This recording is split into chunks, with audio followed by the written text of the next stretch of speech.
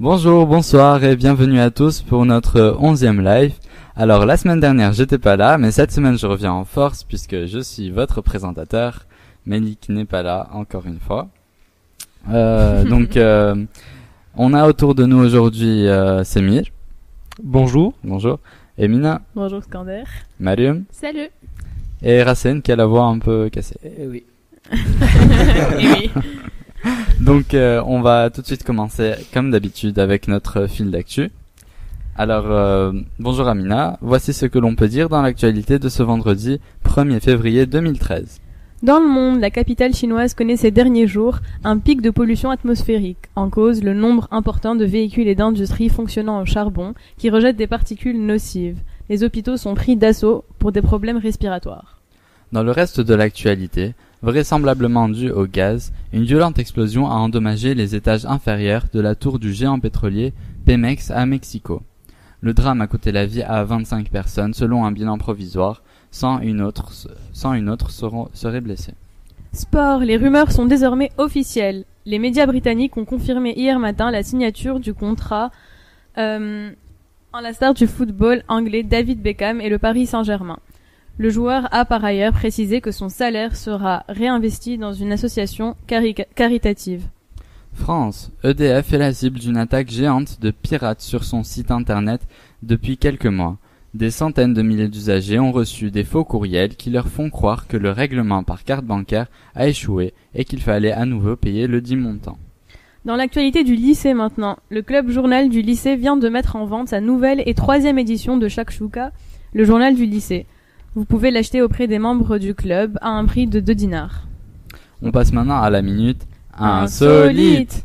Un Britannique qui a trouvé sur une plage un étrange rocher jaunâtre et odorant s'est vu offrir 50 000 € par un acheteur français pour ce qui semble être du vomi de baleine rare, sûrement appelé ambre grise, très prisé en parfumerie, rapporte la BBC jeudi. Il aime passionnément l'or et les bijoux, ne suffisait plus à assouvir son désir. Un homme d'affaires indien est désormais l'heureux propriétaire d'une rutilante chemise parsemée de 14 000 pièces d'or 22 carats. Avec 2,43 mètres de circonférence, l'américaine Michael Ruffinelli affirme avoir les plus grandes hanches de la planète. Ce n'est pas à cause de mon poids, mes hanches sont un trait de famille, explique-t-elle. Partout où elle passe, Michael attire l'attention. Peu importe où je vais, les gens autour de moi sortent leurs appareils photo et leurs portables. David Kim Jr. est mort à York, en Pennsylvanie, le 20 janvier dernier à l'âge de 88 ans. Mais sa famille a tenu à respecter son amour du Burger King en faisant passer son convoi funéraire samedi par le drive du fast-food local, a rapporté dimanche le York Daily Record. Il a emporté son Whopper Jr. dans la tombe. Une réceptionniste écossaise voulait prévenir tout le monde que le camion de sandwich était arrivé. Elle a donc envoyé naturellement un message « Sandwich van is here » aux 89 employés. Sauf que cette réceptionniste écossaise l'a écrit dans le corps de mail de la conversation coquine qu'elle avait avec son fiancé, qui travaillait également dans l'entreprise. Évidemment, des collègues l'ont fait suivre à leur entourage, et il n'a pas fallu longtemps pour que #SandwichVan prenne d'assaut Twitter et les médias anglo-saxons jeudi. C'était donc ce que l'on pouvait dire dans l'actualité de ce vendredi. Merci. Merci. Alors, on passe tout de suite, on est toujours dans l'actualité, mais l'actualité sportive, comme chaque semaine, avec Samir. Rubrique sport, Sport Time. Toute l'actualité du sport sur Radio Bel Air. Restez avec nous. Bonjour, alors rugby, à quelques jours de l'ouverture du tournoi des 6 nations, l'Irlande se sent d'attaque après un tournoi mitigé l'an dernier. 2 victoires, 1 nul, 2 défaites. Les Irlandais rêvent de reproduire la performance de 2009 et de reconquérir les sommets européens. Samedi, vous retrouverez alors les Pays de Galles contre l'Irlande à 14h30, l'Angleterre contre l'Écosse 17h et n'oubliez pas ce dimanche à 16h précise Italie-France. Tennis, Rafael Nadal a confié mardi que son genou lui occasionnait encore des douleurs. Son retour prévu lundi prochain à Vina del Mar se fait dans l'inconnu. L'Open d'Australie se termine donc par la confirmation de la suprématie de Novak Djokovic, actuel numéro 1 mondial, qui l'emporte face à l'Écossais Andy Murray. Si Novak Djokovic a pris le pas sur Andy Murray, c'est d'abord parce que le Serbe a su saisir ses opportunités et forcer sa nature en allant vers l'avant. Basketball, grâce à Kobe Bryant et Dwight Howard, les Lakers ont signé un 3e succès de rang contre la Nouvelle-Orléans, 111 à 106. D'une précision redoutable, Tony Parker a encore guidé les Spurs contre Charlotte, 102 à 78. Volleyball, les joueuses de l'équipe du RC Cannes ont posé pour un calendrier sexy. En effet, Victoria Rava et ses copines se dévoilent. Serait-ce pour l'argent ou pour le plaisir? Football, Cannes. Les derniers jours ont été mitigés. En effet, la Tunisie et le Togo ont concédé un match nul. C'est une qualification du Togo dans un match où l'arbitrage aura eu des conséquences importantes. Mouehli à la 31e minute marque un penalty et Gakpe à la 13e minute un très beau tir. Second match, nous retrouvons l'Algérie face à la Côte d'Ivoire avec un but de Ferrouli, un but de Soudani El Arabi et un but de Didier Drogba à la 77e minute et de Boni à la 80e minute. C'est donc un match nul. La Côte d'Ivoire est qualifiée et l'Algérie disqualifiée. Nous retrouverons ce dimanche 3 février à Rustenberg à 16h le Nigeria face à la Côte d'Ivoire et le Burkina Faso qui affrontera le Togo à Nelpruit à 19h30. Le Classico se termine par un match retour. En effet, le Barça a affronté le Real de Madrid à Bernabéu. Ce fut un match mouvementé qui se termine avec un 1-1, un but de Fabregas et un but de Varane qui a répondu dans les dernières minutes. Vous pouvez suivre le match retour le 27 février. Qui accédera à la finale de la Copa del Rey, Real ou Barça?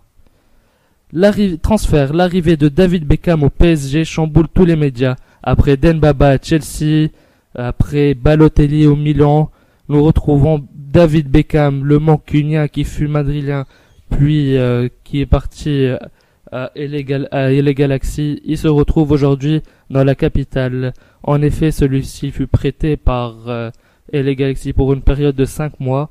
David Beckham toucherait un salaire de 800 000 euros brut mensuel, soit 4,3 millions d'euros net d'impôts, qui seront reversés. La totalité va être reversée à une association caritative pour les enfants, comme l'a dit mes très chers collègues Skander et Amina. Alors, David Beckham reste le transfert le plus emblématique de ce mercato, mais à quoi va servir le Spice Boy au PSG? Où va-t-il jouer? Milieu, attaque, quel est son niveau de forme? Va-t-il tirer les coups francs? À suivre. À mon avis, il va rester sur le banc et faire tout ce que font les stars, c'est-à-dire de la figuration. Oui, bon, il va sûrement jouer quelques minutes pour donner quelques belles prestations aux fans. Il faut dire aussi qu'il va toucher un pourcentage sur tous les produits dérivés que va vendre le PSG au nom de Beckham. Oui, c'est vrai. Mais bon, en même temps, il est un peu vieux, donc on peut pas dire que ce soit vraiment un achat pour sa qualité. C'est plutôt un effet marketing. Ouais, voilà, exactement. Alors, on ferme cette parenthèse d'actualité. On va revenir longtemps en arrière dans le passé, puisque Amina va nous parler aujourd'hui des Lincoln et Kennedy et de certaines coïncidences autour de ces personnes.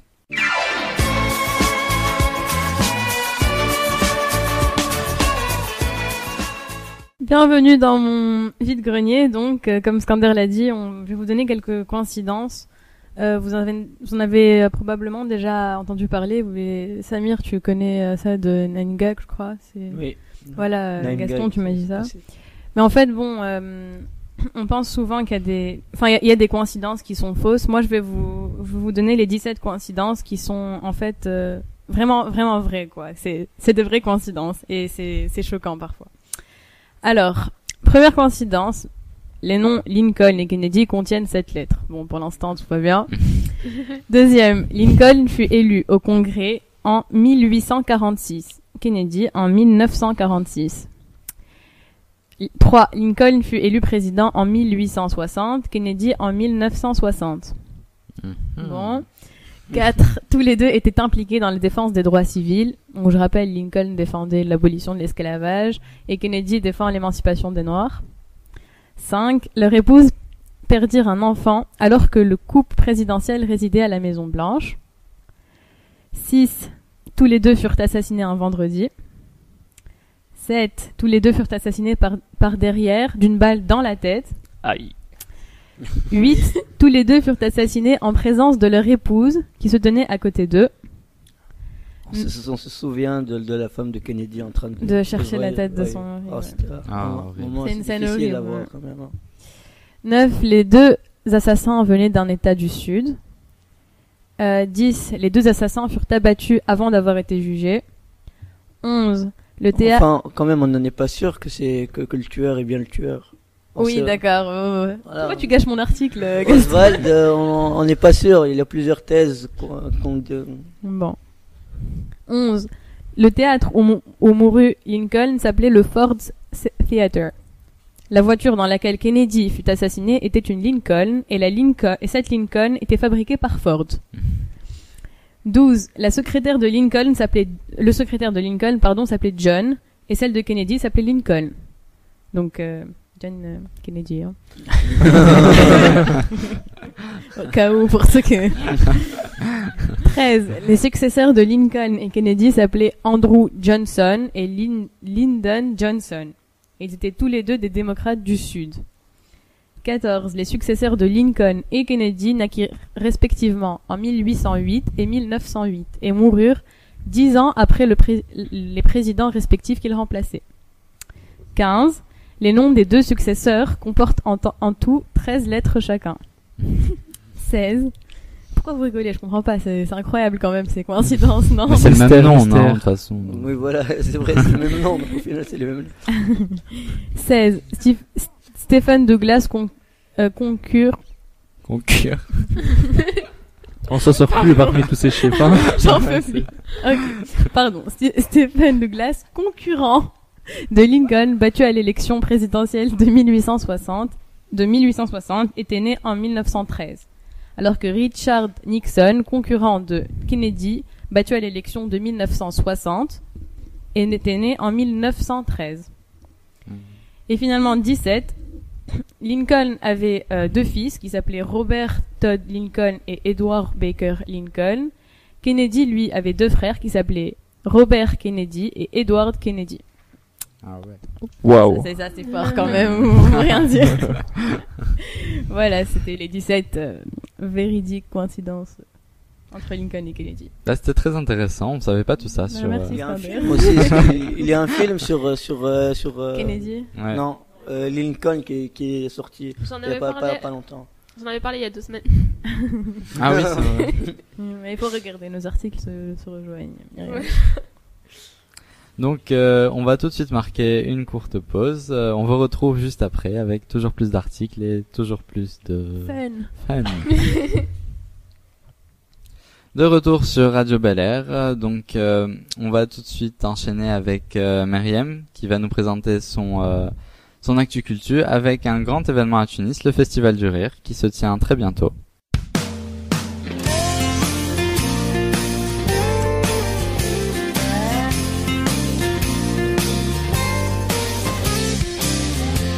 Oui, voilà, ça commence aujourd'hui et ça va jusqu'au 9 février aux théâtres municipaux de Tunis ainsi que ceux de Sousse et de Sfax. Un programme assez surprenant cette année, voire même très surprenant. Plusieurs stars du rire sont là. C'est vraiment du lourd cette fois-ci. Donc on peut faire peut-être une espèce de devinette. Vous pouvez deviner. Je vous donne des indices. Le premier est, comme nous, animateur radio. Animateur d'une radio très très connue en France. Plusieurs stars du monde entier y ont participé. Koé. Oui, voilà. Ouais.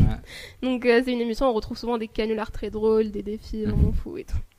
Donc vous imaginez un peu, Koé vient faire son spectacle en Tunisie. Donc voilà, pour ceux qui connaissent pas, sachez que pour le coup vous êtes vraiment out, impossible de louper sur internet. Les vidéos des émissions sont presque toujours dans la sélection de YouTube, qui met dans la page d'accueil. Mais bon, bref, rappel malgré tout, de son vrai nom Sébastien. Il est animateur et producteur à la radio et à la télévision. Il a eu beaucoup de succès, notamment pour son travail à Europe 2, Skyrock et enfin Énergie 12. Maintenant, on peut l'écouter chaque soir sur la radio Énergie et le voir dans l'émission Bienvenue chez Koé, qui passe le mercredi dans la chaîne Énergie 12. Le spectacle que vous pourrez voir samedi 9 février à 20h au théâtre municipal, donc prenez note, de Tunis, est en fait son tout premier one-man show, qu'il a baptisé Koé sur scène.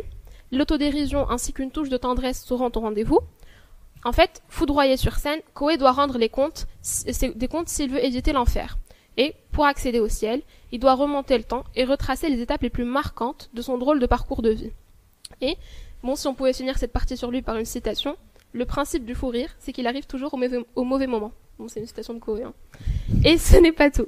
D'autres grands du rire seront là, dont un que vous connaissez sûrement, artiste reconnu sur scène, double vainqueur du plus grand casting du rire, primé du jury et du public, vainqueur de la battle franco-québécoise d'improvisation en 2012 à Montréal et ancien membre du Jamel Comedy Club, éducateur dont les méthodes ont fait l'objet d'un livre, et très connu pour ses apparitions récurrentes dans la série Bref. Il joue le rôle du pote qui donne toujours des conseils très chelous en termes de relations. Kairon. Oui, voilà. Donc c'est Kairon, bien sûr. Le spectacle promet d'être de la tuerie. Les éloges fusent de la part de la presse. Métro le qualifie de roi de l'impro. L'Express parle de Kairon, l'artiste corrosif sur scène. Un rire toutes les 7 secondes, d'après des statistiques de 20 minutes.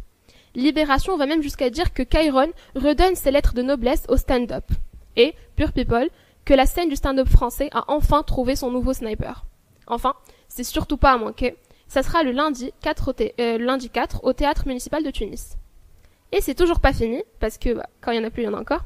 Et oui, Pascal Légitimus, membre du célèbre trio comique des Inconnus, sera également là le 8 février. Il parle lui-même de son spectacle comme une espèce d'avant-goût d'une éventuelle autobiographie, et annonce que rire, émouvoir et surprendre, délirer seront les 4 points cardinaux de son seul en scène.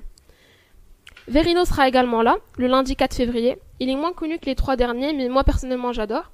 Il fait partie de la troupe de pensionnaires de l'émission de France 2 En demande qu'à en rire, et propose un mélange de stand-up et jeu de personnages dans un humour qui est un peu absurde.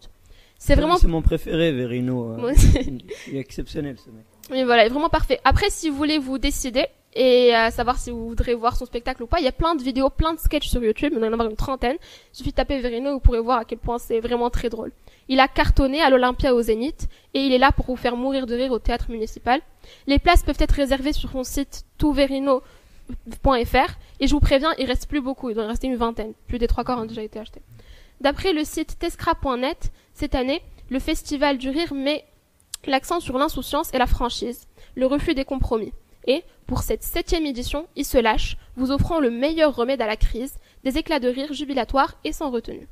Ne manquez donc surtout pas cette occasion unique de voir sur scène des humoristes français d'une telle renommée. Merci Myriam, mais juste un truc pour ceux qui voudraient y aller justement. Pour les tickets, c'est en vente où exactement?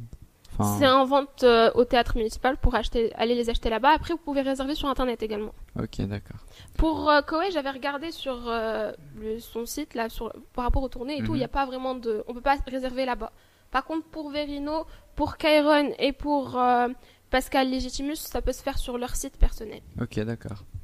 C'est noté. On profitera bien de ce festival. On va tout de suite passer à notre Buzz et Ox, sans Ox donc, parce que Melik n'est pas là, donc Shadé va... Ouais, voilà, il reste plus que Buzz.